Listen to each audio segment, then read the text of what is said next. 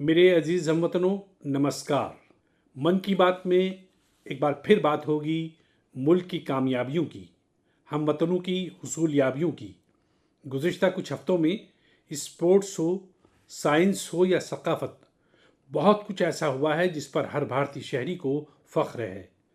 अभी हाल ही में शुभांशु शुक्ला की खला से वापसी को लेकर मुल्क में बहुत चर्चा हुआ। जैसे ही शुभांशु बहिफ़ाज़ ज़मीन पर उतरे, लोग खुशी से उछल पड़े। हर दिल में खुशी की लहर दौड़ गई। पूरा मुल्क फ़ख्र से सरशार हो गया। मुझे याद है जब अगस्त 2023 में चंद्रयान-3 की कामयाब लैंडिंग हुई थी, तब मुल्क में एक नया माहौल बना साइंस को लेकर। स्पेस को लेकर बच्चों में एक नया तजस्सुस भी पैदा हुआ। अब छोटे छोटे बच्चे कहते हैं, हम भी स्पेस में जाएंगे, हम भी चांद पर उतरेंगे, स्पेस साइंटिस्ट बनेंगे। साथियों, आपने इंस्पायर मानक मुहिम का नाम सुना होगा। ये बच्चों के इनोवेशन को बढ़ावा देने की मुहिम है। इसमें हर स्कूल से 5 बच्चों का इंतखाब किया जाता है। हर बच्चा एक नया आइडिया लेकर आता है। इसमें अब तक लाखों बच्चे शामिल हो चुके हैं और चंद्रयान-3 के बाद तो इनकी तादाद दोगुनी हो गई है। मुल्क में स्पेस स्टार्टअप्स भी तेज़ी के साथ बढ़ रहे हैं। 5 साल पहले 50 से भी कम स्टार्टअप्स थे, आज 200 से ज़्यादा हो गए हैं सिर्फ स्पेस सेक्टर में। साथियों, अगले महीने 23 अगस्त को नेशनल स्पेस डे है। आप इसे कैसे मनाएंगे? कोई नया आइडिया है क्या? मुझे नेमो ऐप पर ज़रूर मैसेज भेजिएगा। साथियों, 21वीं सदी के भारत में आज साइंस एक नई तवानाई के साथ आगे बढ़ रही है। कुछ दिन पहले हमारे तलबा ने इंटरनेशनल केमिस्ट्री ओलंपियाड में मेडल जीते थे। दिवेश पंकज, संदीप कुची, देवदत्त प्रियदर्शी और उज्जवल केसरी, इन चारों ने भारत का नाम रोशन किया। मैथ की दुनिया में भी भारत ने अपनी पहचान को और मजबूत किया है। ऑस्ट्रेलिया में मुनक्किदा एक इंटरनेशनल मैथमेटिकल ओलंपियाड में हमारे स्टूडेंट्स ने 3 गोल्ड, 2 सिल्वर और 1 ब्रॉन्ज मेडल हासिल किया है। साथियों, अगले महीने मुंबई में एस्ट्रोनॉमी और एस्ट्रोफिजिक्स ओलंपियाड होने वाला है। इसमें 60 से ज़्यादा मुल्कों के तलबा आएंगे, साइंसदान भी आएंगे। ये अब तक का सबसे बड़ा ओलंपियाड होगा। एक तरह से देखें तो भारत अब ओलंपिक और ओलंपियाड दोनों के लिए आगे बढ़ रहा है। मेरे अजीज़ हमवतनों, हम सभी को फ़ख्र से सरशार कर देने वाली एक और ख़बर आई है यूनेस्को से। यूनेस्को ने 12 मराठा किलों को वर्ल्ड हेरिटेज साइट्स के तौर पर तस्लीम किया है। 11 किले महाराष्ट्र में और एक किला तमिलनाडु में है। हर किले से तारीख का एक एक सफ़ा मुंसलिक है। हर पत्थर एक तारीखी वाक़ये का गवाह है। सलहेर का किला, जहाँ मुग़लों को शिकस्त हुई। शिवनेरी, जहाँ छत्रपति शिवाजी महाराज का जन्म हुआ। किला ऐसा जिसे दुश्मन फतेह नहीं कर सकता। खानदेरी का किला, समंदर के बीच बना हुआ एक शानदार किला। दुश्मन इन्हें रोकना चाहते थे, लेकिन शिवाजी महाराज ने नामुमकिन को मुमकिन बनाकर दिखा दिया। प्रतापगढ़ का किला, यहाँ अफजल खान पर जीत हुई। इस दास्तान की गूंज आज भी किले की दीवारों में समाई हुई है। विजयदुर्ग, जिसमें खुफिया सुरंगें थीं, छत्रपति शिवाजी महाराज की दूरंदेशी का सबूत इस किले में मिलता है। मैंने कुछ साल पहले रायगढ़ का दौरा किया था। छत्रपति शिवाजी महाराज के मुजस्समे के सामने नमन किया था। यह एहसास जिंदगी भर मेरे साथ रहेगा। साथियों, मुल्क के दूसरे हिस्सों में भी ऐसे ही शानदार किले हैं जिन्होंने हमलों का सामना किया, ख़राब मौसम का सामना किया, लेकिन खुद एतमादी को कभी भी कम नहीं होने दिया। राजस्थान का चित्तौड़गढ़ का किला, कुंभलगढ़ किला, रणथंभौर किला, आमेर किला, जैसलमेर का किला दुनिया भर में मशहूर हैं। कर्नाटक में गुलबर्गा किला भी बहुत बड़ा है। चित्रदुर्ग का वसी व अरीज किला आपको ये सोचने पर मजबूर कर देगा कि उस ज़माने में ये किला बना कैसे होगा। साथियों, उत्तर प्रदेश के बांदा में है कालंजर किला। महमूद गजनवी ने कई बार इस किले पर हमला किया और हर बार नाकाम रहा। बुंदेलखंड में ऐसे कई किले हैं। ग्वालियर, झांसी, दतिया, अजयगढ़, गढ़कुंडार, चंदेरी, ये किले सिर्फ ईंट पत्थर नहीं हैं, बल्कि ये हमारी सकाफत की अलामत हैं। संस्कार और ख़ुद एतमादी आज भी इन किलों की बुलंद दीवारों से झांकते हैं। मैं सभी हमवतनों से अपील करता हूँ, इन किलों को देखने जाएं, अपनी तारीख को जानें और फ़ख्र महसूस करें। मेरे अजीज़ हमवतनों, आप तसव्वुर कीजिए, बिल्कुल सुबह सवेरे बिहार का मुजफ्फरपुर शहर, तारीख है 11 अगस्त 1908। हर गली, हर चौराहा, हर हलचल उस वक्त जैसे थमी हुई थी। लोगों की आंखों में आंसू थे, लेकिन दिल में शोला था। लोगों ने जेल को घेर रखा था, जहाँ एक 18 साल का नौजवान अंग्रेज़ों के खिलाफ अपनी हुब्बुल वतनी का इजहार करने की कीमत चुका रहा था। जेल के अंदर अंग्रेज़ अफसर एक नौजवान को फांसी देने की तैयारी कर रहे थे। इस नौजवान के चेहरे पर खौफ नहीं था, बल्कि फ़ख्र से भरा हुआ था। वो फ़ख्र जो मुल्क के लिए मर मिटने वालों को होता है। वो बहादुर, वो दिलेर नौजवान थे खुदीराम बोस। सिर्फ 18 साल की उम्र में उन्होंने वो हिम्मत दिखाई जिसने पूरे मुल्क को झंझोड़ कर रख दिया। फिर अखबारात ने भी लिखा था, खुदीराम बोस जब फांसी के फंदे की तरफ बढ़े तो उनके चेहरे पर मुस्कुराहट थी। ऐसी ही बेशुमार कुर्बानियों के बाद, सदियों की जद्दोजहद के बाद हमें आज़ादी मिली थी। मुल्क के दीवानों ने अपने खून से आज़ादी की तहरीक की आबियारी की थी। साथियों, अगस्त का महीना इसलिए तो इनकलाब का महीना है। 1 अगस्त को लोकमान्य बाल गंगाधर तिलक की बरसी होती है। इसी महीने 8 अगस्त को गांधी जी की क़यादत में भारत छोड़ो तहरीक की शुरुआत हुई थी। फिर आता है 15 अगस्त, हमारा यौम आज़ादी। हम अपने मुजाहिदीन आज़ादी को याद करते हैं, उनसे तरगीब हासिल करते हैं, लेकिन साथियों, हमारी आज़ादी के साथ मुल्क की तकसीम का दर्द भी वाबस्ता है। इसलिए हम 14 अगस्त को तकसीम की हौलनाकी को याद रखने का दिन मनाते हैं। मेरे अजीज़ हमवतनों, 7 अगस्त 1905 को एक और इनकलाब की शुरुआत हुई थी। स्वदेशी तहरीक ने मकामी अशिया और ख़ास तौर पर हैंडलूम को एक नई तवानाई बख्शी। इसी सिलसिले में मुल्क हर साल 7 अगस्त को नेशनल हैंडलूम डे मनाता है। इस साल 7 अगस्त को नेशनल हैंडलूम डे के 10 साल पूरे हो रहे हैं। आज़ादी की लड़ाई के वक्त जैसे हमारी खादी ने आज़ादी की तहरीक को नई ताकत दी थी, उसी तरह आज जब मुल्क विकसित भारत बनने की समत गामजन है, तो टेक्सटाइल सेक्टर मुल्क की ताकत बन रहा है। इन 10 वर्षों में मुल्क के अलग अलग हिस्सों में इस सेक्टर से वाबस्ता लाखों लोगों ने कामयाबी की कई दास्तान लिखी हैं। महाराष्ट्र के पैठन गांव की कविता धावले पहले एक छोटे से कमरे में काम करती थी। न जगह थी और न ही सहूलत। सरकार से मदद मिली, अब उनका हुनर परवान चढ़ रहा है। वो 3 गुना ज़्यादा कमा रही हैं। खुद अपनी बनाई हुई पैठानी साड़ियाँ फरोख्त कर रही हैं। उड़ीसा के मयूरभंज में भी कामयाबी की ऐसी ही दास्तान है। यहाँ 650 से ज़्यादा कबायली ख़वातीन ने संथाली साड़ी को बहाल किया है। अब ख़वातीन को हर महीने हज़ारों रुपए की आमदनी हो रही है। ये सिर्फ कपड़ा नहीं बना रही, बल्कि अपनी पहचान कायम कर रही हैं। बिहार के नालंदा से नवीन कुमार की कामयाबी भी तहरीक का बाइस है। उनका ख़ानदान कई नस्लों से इस काम से वाबस्ता रहा है, लेकिन सबसे अच्छी बात यह है कि उनके ख़ानदान ने अब इस फील्ड में जदीदियत को भी शामिल कर लिया है। अब उनके बच्चे हैंडलूम टेक्नोलॉजी की पढ़ाई कर रहे हैं।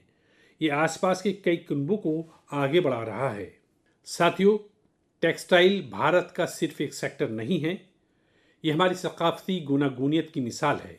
आज टेक्सटाइल और अपैरल मार्केट बहुत तेज़ी से बढ़ रहा है, और इस तरक्की की सबसे खूबसूरत बात यह है कि गांव की ख़वातीन, शहरों के डिज़ाइनर, बुज़ुर्ग बुनकर और स्टार्टअप शुरू करने वाले हमारे नौजवान सब मिलकर इसे आगे बढ़ा रहे हैं। आज भारत में 3000 से ज़्यादा टेक्सटाइल स्टार्टअप्स काम कर रहे हैं। कई स्टार्टअप्स ने भारत की हैंडलूम पहचान को ग्लोबल हाइट दी है। साथियों, 2047 के तरक्की याफ्ता भारत का रास्ता खुद किफ़ालत से होकर गुजरता है, और आत्मनिर्भर भारत की सबसे बड़ी बुनियाद है वोकल फॉर लोकल। जो चीज़ें भारत में तैयार की गई हों, जिसे बनाने में किसी भारतीय का पसीना बहा हो, वही खरीदें और वही फ़रोख्त करें। ये हमारा अहद होना चाहिए। मेरे अजीज़ हमवतनों, भारत की गुनागूनियत की सबसे खूबसूरत झलक हमारे लोकगीतों और रिवायात में मिलती है, और इसी का हिस्सा होता है हमारे भजन और हमारे कीर्तन। लेकिन क्या आपने कभी सुना है कि कीर्तन के ज़रिए फॉरेस्ट फायर के तई लोगों में बेदारी पैदा की जाए? शायद आपको यकीन ना हो, लेकिन उड़ीसा के क्योंझर जिले में एक शानदार काम हो रहा है। यहाँ राधा कृष्ण संकीर्तन मंडली नाम का एक ग्रुप है। भक्ति के साथ साथ ये ग्रुप आज माहौलियात को महफूज रखने का भी मंत्र जप रहा है। इस पहल के लिए बाइस तहरीक है परमिला प्रधान जी।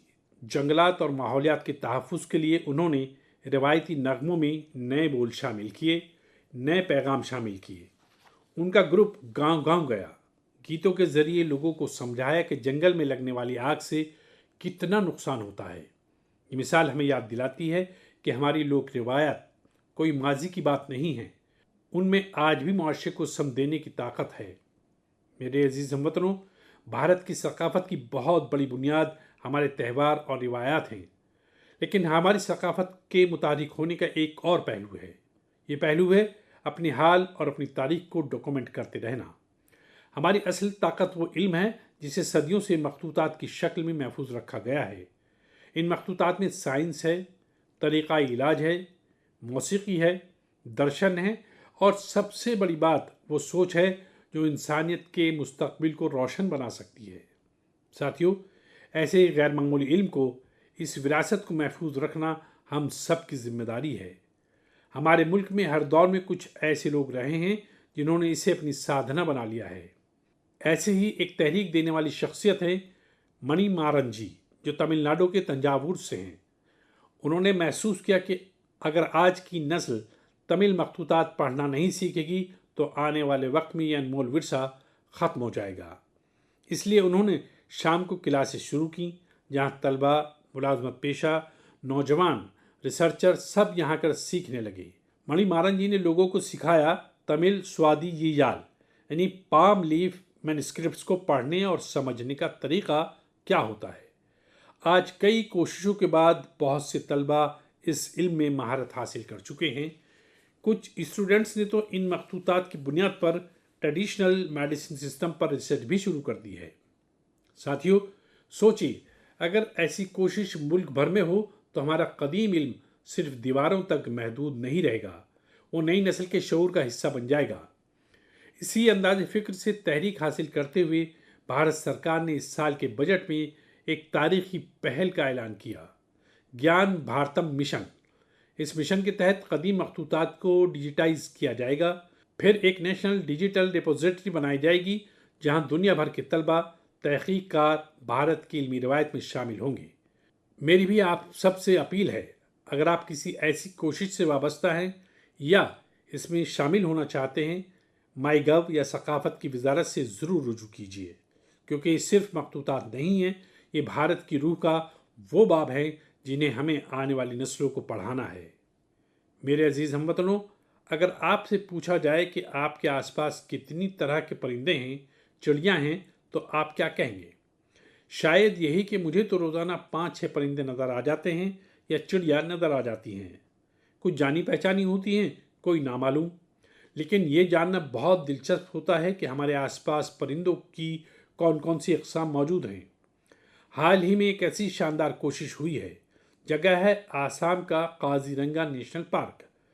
वैसे तो ये इलाका अपने गेंडों के लिए मशहूर है, लेकिन इस बार चर्चा का मौजू बना है यहाँ के घास के मैदान और इनमें रहने वाली चिड़िया। यहाँ पहली बार ग्रासलैंड बर्ड सेंसस हुआ है। आप जानकर खुश होंगे कि इस सेंसस की वजह से परिंदों की 40 से ज़्यादा अक़साम की पहचान हुई है। इनमें कई नायाब परिंदे शामिल हैं। आप सोच रहे होंगे इतने परिंदे कैसे पहचान में आए। इसमें टेक्नोलॉजी ने कमाल किया। सेंसस करने वाली टीम ने आवाज़ रिकॉर्ड करने वाले आलात नस्ब किए, फिर कंप्यूटर से इन आवाज़ों का तज्जिया किया, AI का इस्तेमाल किया। सिर्फ आवाज़ों से ही परिंदों की पहचान हो गई, वो भी इन्हें डिस्टर्ब किए बगैर।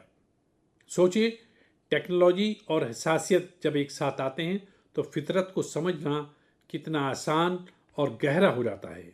हमें ऐसी कोशिशों को फ़रोग़ देना चाहिए ताकि हम अपने हयातियाती तनव्वुर को पहचान सकें और अगली नस्ल को भी इससे जोड़ सकें। मेरे अजीज़ हमवतनों, कभी कभी सबसे बड़ा उजाला वहीं से निकलता है जहाँ तारीकी ने सबसे ज़्यादा डेरा जमाया हो। ऐसी एक मिसाल है झारखंड के गुमला ज़िले की। एक वक्त था जब ये इलाका मानवाज़ों के तशद्दुद के लिए जाना जाता था। बासिया ब्लॉक के गांव वीरान हो रहे थे। लोग डर के साए में जिंदगी गुजार रहे थे। रोजगार के कोई इम्कानात नजर नहीं आ रहे थे। जमीन खाली पड़ी थी और नौजवान नकल मकानी कर रहे थे। लेकिन फिर तब्दीली की एक बहुत ही पुरसुकून और ज़ब्त तहम्मुल की एक शुरुआत हुई। ओम प्रकाश साहू जी नाम के एक नौजवान ने तशद्दुद का रास्ता छोड़ा। उन्होंने माही परवरी का काम शुरू किया। फिर अपने जैसे कई साथियों को भी इसके लिए तरगीब दी। उनकी इस कोशिश का असर भी हुआ। जो पहले हाथ में बंदूक लिए हुए थे, मछली पकड़ने वाला जाल बिछाने लगी। साथियों, ओम प्रकाश साहू जी की शुरुआत आसान नहीं थी। मुखालफत हुई, धमकियां मिली, लेकिन हौसला कम नहीं हुआ। जब प्रधानमंत्री मत्स्य संपदा योजना आई तो उन्हें नई ताकत मिली। सरकार से ट्रेनिंग मिली, तालाब बनाने में मदद मिली और देखते देखते गुमला में मछली इनकलाब शुरू हो गया। आज बासिया ब्लॉक के 150 से ज़्यादा कुनबे माही परवरी से वाबस्ता हो चुके हैं। कई लोग तो ऐसे हैं जो कभी नक्सली तंजीम में शामिल थे, वो अब गांव में ही इज्जत और वक़ार से ज़िंदगी गुजार रहे हैं और दूसरों को रोज़गार भी दे रहे हैं। गुमला का ये सफ़र हमें सिखाता है, अगर रास्ता सही हो और दिल में भरोसा हो तो सबसे दुश्वार हालात में भी तरक्की का चिराग रोशन हो सकता है। मेरे अजीज़ हमवतनों, क्या आप जानते हैं ओलंपिक्स के बाद सबसे बड़ा खेलों का इनकाद कौन सा होता है? इसका जवाब है world police and fire games. दुनिया भर के पुलिस एहलकार, फायर फाइटर्स, सिक्योरिटी से वाबस्ता लोग, इनके दरमियान होने वाला स्पोर्ट्स टूर्नामेंट। इस बार ये टूर्नामेंट अमेरिका में हुआ और इसमें भारत ने तारीख रकम की। भारत ने करीब करीब 600 मेडल जीते।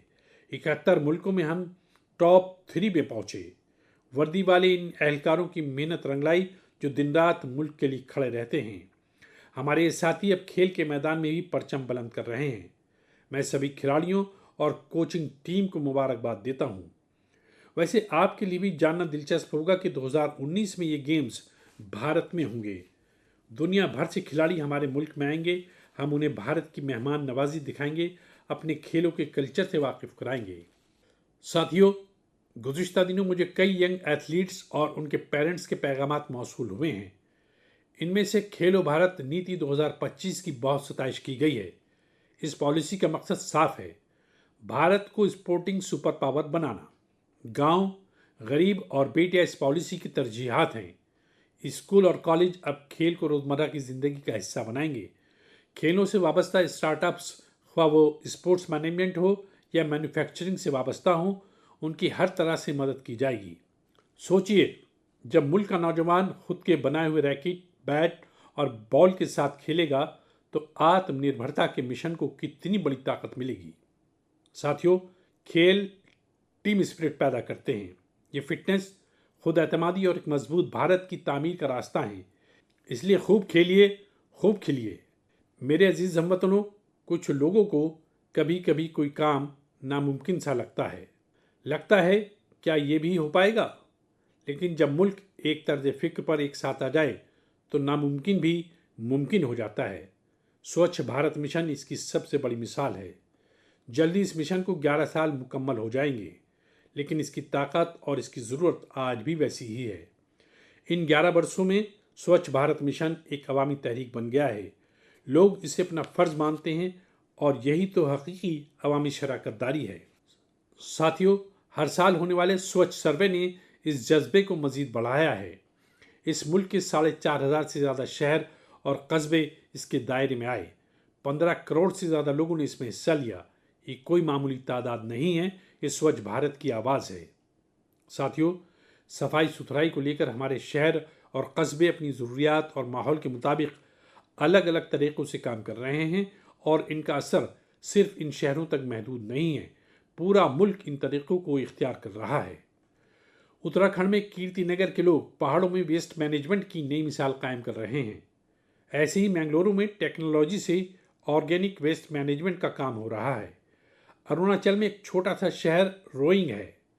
एक वक्त था जब यहाँ के लोगों की सेहत के सामने वेस्ट मैनेजमेंट बहुत बड़ा चैलेंज था। यहाँ के लोगों ने इसकी जिम्मेदारी ली। ग्रीन रोइंग इनिशिएटिव शुरू हुआ और फिर रिसाइकिल्ड वेस्ट से पूरा एक पार्क बना दिया गया। ऐसे ही कराड़ में, विजयवाड़ा में वाटर मैनेजमेंट की कई नई मिसालें बनी हैं। अहमदाबाद में रिवर फ्रंट पर सफाई सुथराई ने भी सबकी तवज्जो मबजूल कराई है। साथियों, भोपाल की एक टीम का नाम है सकारात्मक सोच। इसमें 200 ख्वातीन हैं। ये सिर्फ सफाई नहीं करती, सोच भी बदलती हैं। एक साथ मिलकर शहर के 70 पार्कों की सफाई करना, कपड़े के थैले तकसीम करना, उनका हर कदम एक पैगाम है। ऐसी कोशिशों की वजह से ही भोपाल भी अब स्वच्छ सर्वेक्षण में काफ़ी आगे आ गया है। लखनऊ की गोमती नदी टीम का जिक्र भी ज़रूरी है। 10 साल हरिद्वार बगैर रुके, बगैर थके इस टीम के लोग सफाई सुथराई के काम में लगे हैं। छत्तीसगढ़ के बिल्हा की मिसाल भी शानदार है। यहाँ ख्वातीन को वेस्ट मैनेजमेंट की ट्रेनिंग दी गई और उन्होंने मिलकर शहर की तस्वीर ही बदल दी। गोवा के पणजी शहर की मिसाल भी तहरीक देने वाली है। वहाँ कचरे को 16 कैटेगरी में बांटा जाता है और इसकी क़यादत भी ख्वातीन कर रही हैं। पणजी को सदर जमहूरिया का अवार्ड भी मिला है। साथियों, सफाई सुथराई सिर्फ एक वक्त का और एक दिन का काम नहीं है। जब हम साल में हर दिन, हर लम्हे सफाई सुथराई को तरजीह देंगे, तभी मुल्क साफ सुथरा रह पाएगा। साथियों, सावन की बारिश के तनाजुर में मुल्क एक बार फिर त्योहारों की रौनक से सजने वाला है। आज हरियाली तीज है, फिर नाग पंचमी और रक्षाबंधन, फिर जन्माष्टमी, हमारे नटखट कान्हा की पैदाइश का जश्न। ये सभी त्यौहार यहाँ हमारे जज्बात से वाबस्ता हैं। ये हमें फितरत के साथ हम आहंगी और तवाज़ुन का भी पैगाम देते हैं। आप सभी को इन त्योहारों की बहुत बहुत मुबारकबाद। मेरे अजीज साथियों, अपने ख्यालात और तजर्बात से वाकिफ़ कराते रहिए। अगले महीने फिर मिलेंगे हम वतनों की कुछ और नई कामयाबियों और तहरीक बख्श हसूलियाबियों के साथ। अपना ख्याल रखिए। बहुत बहुत शुक्रिया।